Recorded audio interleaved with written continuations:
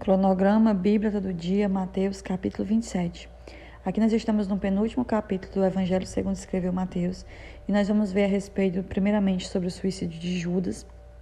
Judas, ele havia traído o Senhor e ele viu que Jesus foi condenado e foi tomado de remorso, né? E ali ele tentou devolver aos chefes dos sacerdotes com quem ele havia negociado as pratas, né? Que ele tinha, as moedas que ele tinha ganho em relação a tudo que eles haviam combinado. E eram 30 moedas de prata, como vocês já sabem. E aí ele vai dizer, pequei, pois traí sangue inocente. Ou seja, Judas reconhece que o que ele fez com Jesus foi injusto. Mas aqueles chefes dos sacerdotes, eles não estavam nem aí. E aí ele jogou aquele dinheiro ali no templo e saiu. E aí você vê o senso de religiosidade do grupo religioso, porque eles vão dizer assim, é contra a lei colocar o dinheiro no tesouro, visto que é preço de sangue, né? Por quê? Porque eles ali com aquelas moedas, eles tinham conseguido a morte de alguém. Mas é tão interessante que eles têm cuidado em não colocar essas moedas ali junto com as outras ofertas, mas eles não sentiram remorso, nem cuidado, nem tiveram zelo por fazerem algo tão pior, que era matar alguém inocente. Então, assim, para você entender a real situação. Depois Jesus ele vai ser colocado diante de Pilatos. Pilatos ele era governador naquela época. E ele vai perguntar para Jesus, você é o rei dos judeus? Por quê? Porque como eu sempre falo para vocês, desde o comecinho que nós iniciamos a estudar Mateus, eu falei para vocês que sempre Jesus ele foi mal interpretado em relação ao seu reinado. Sempre, até mesmo porque que Herodes quis tirar a vida quando soube que um bebê havia nascido, ali mandou matar todos os recém-nascidos, porque achava ali que era uma ameaça para o seu reinado. Então ele perguntava, você é o rei dos judeus? Achando eles que Jesus estava procurando um reinado terreno, reinar sobre aquele povo ali de uma forma como muitos outros reinados já haviam. E essa não era a intenção de Jesus. Ele é o nosso rei, mas não um rei terreno, né? Um rei de glória, um rei celeste, um rei enviado por Deus. E aí o Senhor, a Bíblia vai dizer no versículo 14, que ele não respondia nada, que ele não se defendia, que ele não falava nada. E isso impressionou o governador. Depois nós vamos ver sobre a questão de Barrabás. Se você nunca leu essa passagem com esse entendimento, veja. Barrabás, ele representa quem? Ele representa a mim e a você. Porque durante a festa que eles estavam comemorando, que era a festa da Páscoa, era costume um governador soltar um prisioneiro escolhido pela multidão. Então, assim, de várias pessoas que estavam presas naquela época, um era escolhido para ser solto, né? Para ali eles falarem na festa que fizeram um ato misericordioso, de perdão, etc. E ali Jesus estava preso e também havia Barrabás. Barrabás, ao contrário de Jesus, tinha cometido crimes. Jesus não. E aquele povo, eles ouviram a pergunta, qual destes vocês querem que eu lhes solte, Barrabás ou Jesus? E eles diziam Barrabás, Barrabás, soltem Barrabás. E aí muitas pessoas dizem, né? A voz do povo é a voz de Deus. Cuidado com a voz do povo. Cuidado em ir com a maioria, porque a maioria naquele momento ali escolheu o Filho de Deus para ser crucificado. Mas tudo isso nós sabemos que era para que se cumprisse as Escrituras, amém? Mas eles clamavam, eles gritavam. Versículo 23 vai dizer, crucificam. E aí, amados, nós vamos ver que os soldados vão zombar de Jesus, vão zombar dele, vão cuspir na cara dele, vão colocá-los uma coroa de espinho. Logo em seguida vai vir a crucificação.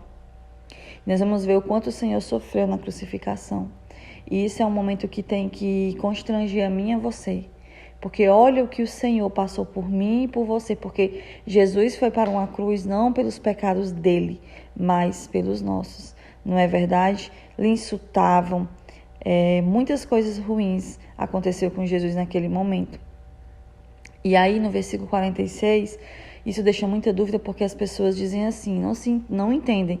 Porque que o Senhor, por volta das 3 horas da tarde, ele bradou em alta voz, meu Deus, por que me desamparastes? E aí você vai perguntar, Jéssica, o pai abandonou o filho, Deus abandonou Jesus naquele momento ali da cruz. Sim, porque o Senhor, ele não aceita pecado. E todos os pecados da humanidade estavam sobre Jesus. E ali o Senhor abandonou Jesus. Deus abandonou Jesus porque todos os pecados estavam sobre eles. E aonde há pecado não há intimidade entre o Pai, o Filho, ou seja, naquele momento entre o Pai e Jesus Cristo, e hoje entre nós e o Senhor. Quando há pecado, não há intimidade. Amém? E aí também é importante nós destacarmos o versículo 51, que vai dizer assim: naquele momento o véu do santuário rasgou-se em duas partes, de alto a baixo. A terra tremeu e as rochas se partiram. Nós estamos lendo aqui a respeito quando o Senhor ele entrega o seu Espírito. É muito importante porque Satanás ele tentou contra a vida de Jesus, mas não foi Satanás que tirou a vida do Senhor. Ele mesmo entregou o seu Espírito. E quando acontece isso, nós vamos ver que muitas coisas acontecem. E uma das é que o véu do santuário, ou seja, o véu do templo. No templo havia muitos espaços e o povo, eles poderiam entrar no templo até um certo momento. Havia um véu, uma espécie de cortina, e depois da cortina em diante, só podia entrar o sumo sacerdote, que era um homem, né, usado por Deus para fazer mediação entre Deus e o povo. Então, esse sumo sacerdote, a partir da cortina, só ele poderia entrar em uma data específica para fazer propiação dos pecados, fazer ofertas, sacrifícios e etc. Quando Jesus entrega o seu Espírito e o véu do templo se rasga, isso quer dizer que todos agora temos acesso livre ao Senhor. Hoje nós não precisamos mais de alguém, um ser humano como nós, que nos leve à presença de Deus. Quem nos leva à presença de Deus é Jesus. Então, qualquer um de nós hoje podemos estar na presença de Deus, seja em casa, seja na igreja, seja onde nós estivermos, na presença do Senhor. Por quê? Porque Jesus fez isso por nós. Amém? E aí, quando o povo, né, os guardas, o centurião, eles vão ver tudo aquilo que está acontecendo, houve terremoto, houve mortos saindo dos sepulcros, aí eles vão ficar aterrorizados e vão dizer, verdadeiramente, este era o Filho de Deus. Então, quando eles viram muitas coisas acontecerem, alguns reconheceram, mas reconheceram tarde demais. Depois nós vamos ver sobre o sepultamento de Jesus e a guarda do sepulcro. A guarda do sepulcro é bem importante, e amanhã nós vamos ver o complemento no último versículo 28, porque que até hoje os judeus, eles não aceitam que Jesus realmente é o Messias, que Jesus realmente foi o Filho de Deus enviado. Eles guardaram o sepulcro e eles viram o mover de Deus, eles viram muitas coisas ali. Mas nós vamos ver a partir do capítulo de amanhã, que eles foram subordinados, né? Eles receberam dinheiro para falar, para dar um testemunho falso.